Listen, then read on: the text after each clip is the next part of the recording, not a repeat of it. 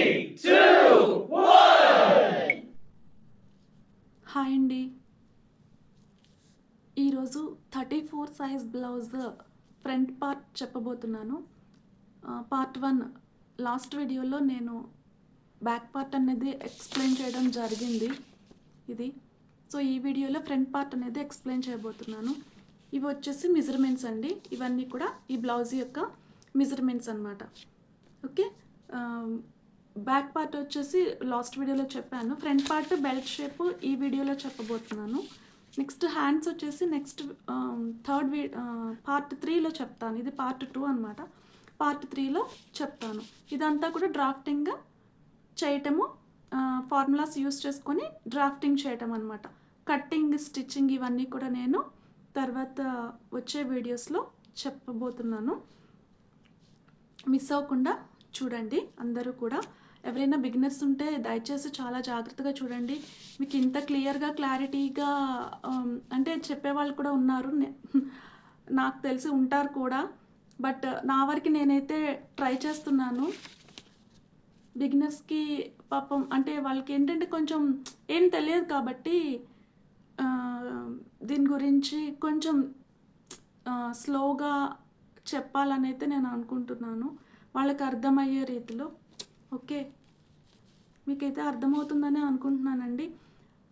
And first వీడియోకి చాలా మంచి రెస్పాన్స్ ఇచ్చారు, సబ్స్క్రైబర్స్ వచ్చారు, చాలా హ్యాపీగా ఉందండి. చాలా థ్యాంక్స్ అ లాట్ అండి. నాకు అలా ఎంకరేజ్ చేస్తూ ఉండి సపోర్ట్ చేస్తూ ఉంటే నాకు ఇంకా చేయాలని ఇంట్రెస్ట్ పెరుగుతుందన్నమాట. ఓకే, టైం వేస్ట్ చేసుకోవద్దండి, ఇంకా మనం క్లాస్లోకి వెళ్ళిపోదాము. ఇవైతే మెజర్మెంట్స్. ఈరోజు ఫ్రంట్ పార్ట్ వచ్చేసి డ్రాఫ్టింగ్ అయితే ఇదండి. ఫ్రంట్ పార్ట్ డ్రాఫ్టింగ్ కొంచెం టైం ఎక్స్ట్రా పడుతుంది, కొంచెం జస్ట్ ఒక 2-3 మినిట్స్ ఎక్స్ట్రా పడుతుంది లాస్ట్ వీడియో కన్నా. సో స్కిప్ చేయకుండా ఒకసారి చూడండి, ట్రై చేయండి చూడటానికి. ఓకే, ఫస్ట్ వచ్చేసి A to B అండి. A to B blouse length మనకి 14 ఇంచెస్ ఉందన్నమాట. 14 ఇంచెస్ ప్లస్ 2 ఇంచెస్ 16 ఇంచెస్ వస్తుంది A నుంచి B blouse length. Next A to C అనమాట. A to C వచ్చేసి హాఫ్ షోల్డర్ మైనస్ 1.5 ఇంచ్ తీసుకోవాలి. హాఫ్ షోల్డర్ మనకు వచ్చేసి ఇక్కడ మెజర్మెంట్స్లో 7 ఇంచెస్ అనేది అయితే ఉంది. 7 ఇంచెస్ మైనస్ 1.5 అంటే 5.5 వస్తుంది. ఒకరు అడిగారు, మన సబ్స్క్రైబర్ ఒకరు అడిగారు కామెంట్స్లో 1.5 ఎందుకు లెస్ చేయాలి అనేది అడిగారు. అది నేను లాస్ట్ వీడియోలో చెప్పానండి యాక్చువల్లీ, బట్ అయినా చెప్తున్నాను ఒకసారి. ఫుల్ షోల్డర్ అనేది తీసుకోవటం వల్ల ఇది నెక్ వచ్చేసి మనకి కొంచెం ఓపెన్ నెక్ అనమాట, క్లోజ్డ్ నెక్ కాదు. Like boutique, next heavy neck ఇలాంటివి, వి షేప్ నెక్ ఇలాంటివి కాదనమాట. క్లోజ్డ్ నెక్స్ కాదు, ఇది ఓపెన్ నెక్. సో ఓపెన్ నెక్స్కి ఎప్పుడు కూడా ఫుల్ షోల్డర్ తీసుకోకూడదు. అలా తీసుకుంటే కనుక షోల్డర్ పార్ట్ అనేది మనకి హ్యాండ్ మీదకి ఇలా స్లిప్ అయిపోతూ ఉంటుంది అనమాట. సో అందుకని మనం ఇది లెస్ చేసుకోవాలి, అప్పుడే కరెక్ట్గా షోల్డర్ బోన్ మీద ఫిట్ అయి ఉంటుంది అనమాట. అందుకని ఇందులో లెస్ చేసుకోవాలి. అందుకని నేను ఇది ఏంటంటే యాక్చువల్గా A to C = 5.5 తీసేసుకోండి అని చెప్పేయచ్చు బ్లాంక్గా. బట్ నేను అలా చెప్పలేదు, ఫార్ములాస్ వైజ్గా చెప్పాలని అనుకుంటున్నాను. ఎందుకంటే ఇది ఫ్యాషన్ డిజైనింగ్ కోర్స్ కాబట్టి సో నేను ఆ వేలోనే చెప్పదలుచుకుంటున్నాను, అందుకనండి. నెక్స్ట్ C to D అండి. C to D వచ్చేసి 1/6 చెస్ట్ బై 6 అంటే చెస్ట్ అంతా మనకి 34 సైజ్ అండి. 34 డివైడెడ్ బై 6 చేస్తే 5.5 వస్తుంది. సో A to D అనేది మనం 5.5 ఇంచెస్ అనేది డౌన్ తీసుకోవాలి. తీసుకున్న తర్వాత next A to I = C to D. Okay, ఇది ఒక స్క్వేర్ బాక్స్ లాగా మనం డ్రా చేసుకోవాలన్నమాట. నెక్స్ట్ E to F అండి. E to F వచ్చేసి చాలా ఇంపార్టెంట్ ఫార్ములా. ఇది 1/4 చెస్ట్ తీసుకోవాలి. 1/4 చెస్ట్ అంటే 34 కదా. 34 మనకి 34లో 4 పార్ట్స్గా తీసుకోవాలండి. తీసుకొని ప్లస్ దానికి 2 ఇంచెస్ అనేది యాడ్ చేయాలన్నమాట. మీకు కనిపిస్తుందండి క్లియర్గా? Okay. Okay. Next 1/4 chest plus 2 inches SIM elements తీసుకోవాలి. 1/4 చెస్ట్ అంటే 8.5 ఇంచ్ వస్తుందండి 34లో. 8.5 ప్లస్ 2 ఈక్వల్స్ టు 10.5 ఇంచ్ తీసుకోవాలి. నెక్స్ట్ B2G అనమాట.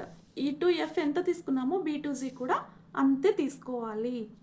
Next A2H. A2H అనేది నెక్ విడ్త్ అండి. ఇది 2.5 ఇంచెస్ అనేది తీసుకున్నాను నేను. యాక్చువల్లీ అది ఫార్ములాస్ బేసిస్లో కూడా చెప్పచ్చు, కానీ మరీ డెప్త్ అయిపోతుందని నేను కొంచెం చిన్నవి అయితే వితౌట్ ఫార్ములానే చెప్తున్నాను. సో A2H 2.5 ఇంచెస్ తీసుకున్నాను నెక్ విడ్త్. నెక్స్ట్ A2I వచ్చేసి ఫ్రంట్ నెక్ డెప్త్ 6 ఇంచెస్ తీసుకున్నాను నేను ఈ బ్లౌజ్కి. సో 6 ఇంచెస్ అండి. నెక్స్ట్ H2J అండి. H2J same. A2I H2J same అనమాట. దీనికి ఒక స్క్వేర్ బాక్స్ అనేది డ్రా చేసి మనం ఇందులో నెక్ అనేది మనకు కావాల్సిన నెక్ షేప్ చేసుకోవచ్చు. నెక్స్ట్ D2K అండి.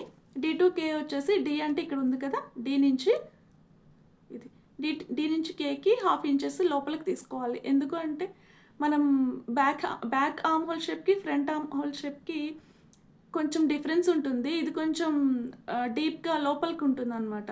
సో అందుకని ఇక్కడ నుంచి ఒక 1/2 ఇంచ్ తీసుకొని ఫ్రంట్ ఆర్మ్ హోల్ షేప్ అనేది తీసుకుంటాం.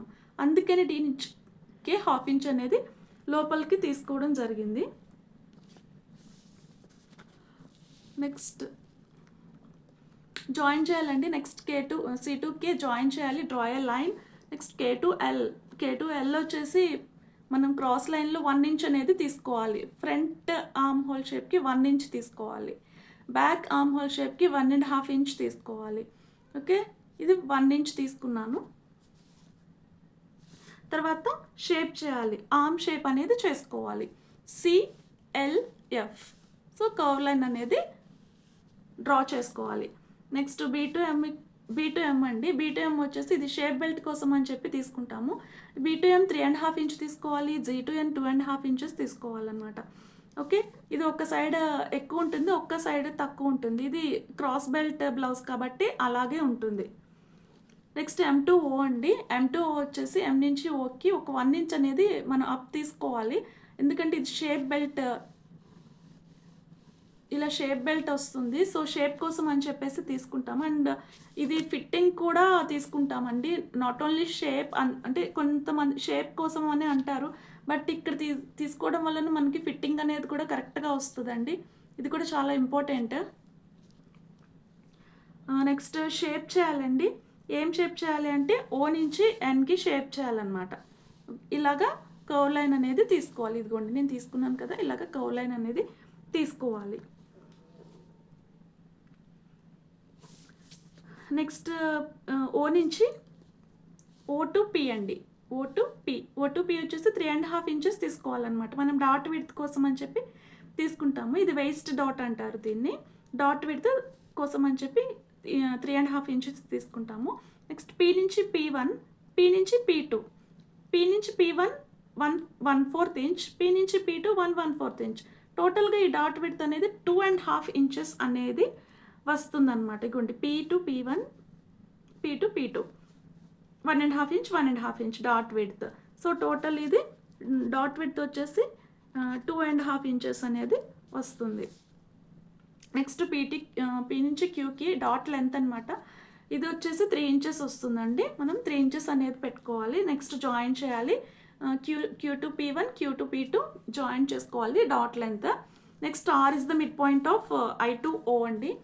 ఇది సెంటర్ డాట్ కోసం తీసుకుంటాము. R అనే పాయింట్ I నుంచి Oకి ఎంత ఉందో మెజర్ చేసుకొని దానికి మిడ్ పాయింట్ అనేది తీసుకోవాలి.